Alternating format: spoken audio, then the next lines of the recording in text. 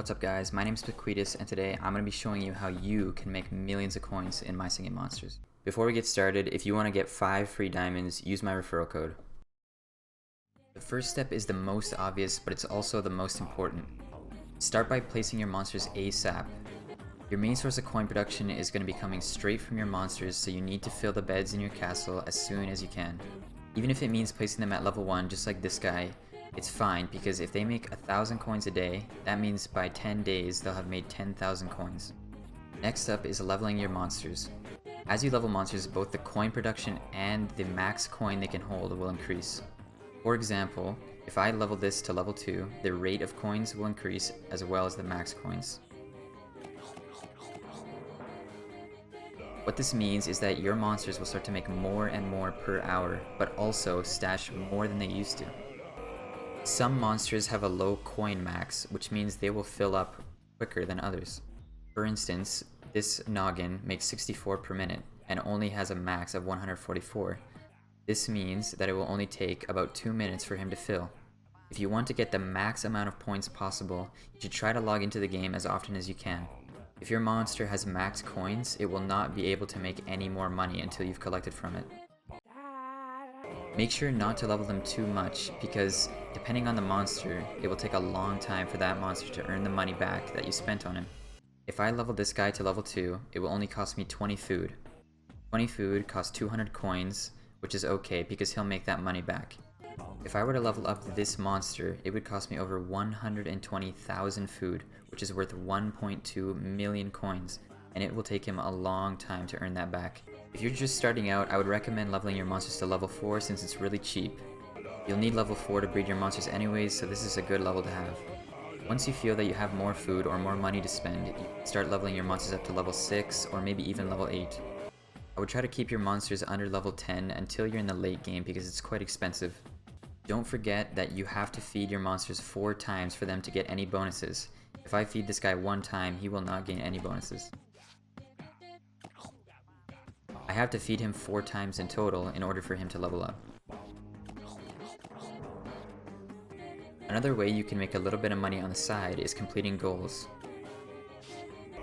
Here you can see if I place 3 Congos, I will get $50,000. This isn't the best reward, but it's better than nothing, and if you really need the coins, it might be worth it for you. Another way of making money is through Dipsters. These are Dipsters, and they do not take up any beds at all. This means that you can place a bunch of Dipsters while also keeping all of your monsters on your island. To get Dipsters, you will need keys. Keys can be obtained in multiple ways, which I will cover in another video. At level 8, Dipsters will make you 8,640 coins at their maximum. Since I have 23 Dipsters all at level 8, if I wait overnight, I can make 200,000 coins every day. If you're not interested in getting the Dipsters on any other islands for the songs, I would recommend buying them at Plant Island first. Every island after Plant Island will increase the price by 1 key, which means you cannot get as many on the other islands. The easiest island to get the Dipsters on is Plant Island with only 1 key.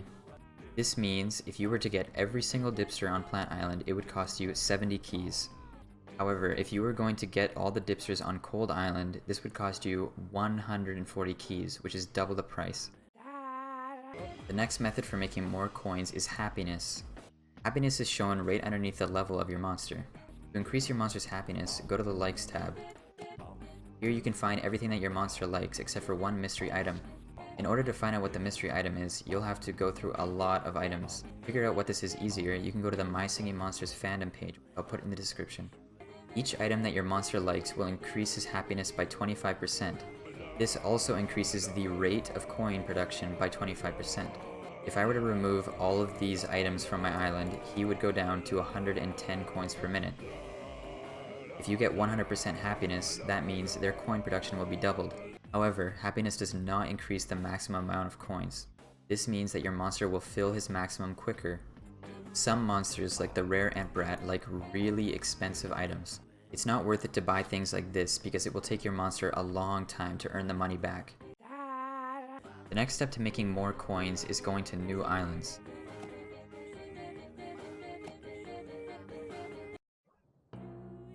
Every island you buy will be able to have a whole new set of monsters that will also make coins.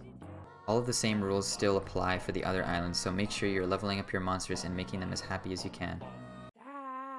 You might wonder why I have so many of the same monster. The reason for this is because they are quad elements. This means that they are made out of 4 different elements. These usually will take you a while to get on all the islands, but they are very worth it.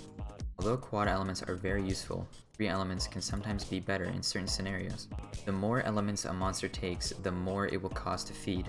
This means that quad elements will cost the most amount of food. As you can see, at level 10, this 3 element will need 5,000 food to level up. Meanwhile, this quad element will cost 7,600.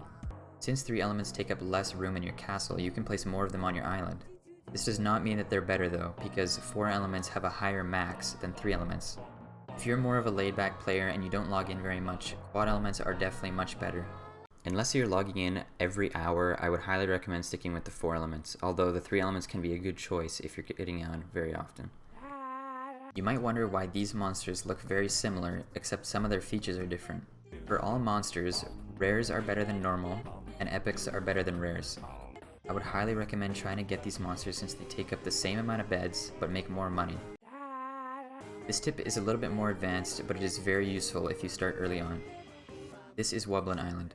Wublin Island is home to the Wublins. Here, you can wake up Wublins and they will create different types of currencies for you.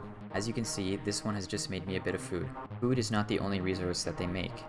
Wublins can sometimes produce coins, diamonds, and even shards. In order to wake them up, you'll have to take monsters from different islands, put them into the inventory. Once their inventory is full, you can wake them up and they will start making currency for you. Once you've woken up a Wublin, they will stay awake forever, so don't worry about them disappearing. Another tip that I do not recommend is selling your monsters. The only time I would ever use this is if I was trying to breed a specific monster but my beds were filled. If I don't breed the right monster, it's okay to sell it because I don't have anywhere to put it. If you've bred a monster and you have room for it, you should always place it down, do not sell it. That's all the tips I have for making tons of coins in My Singing Monsters. If this was helpful, let me know down in the comments and subscribe for more.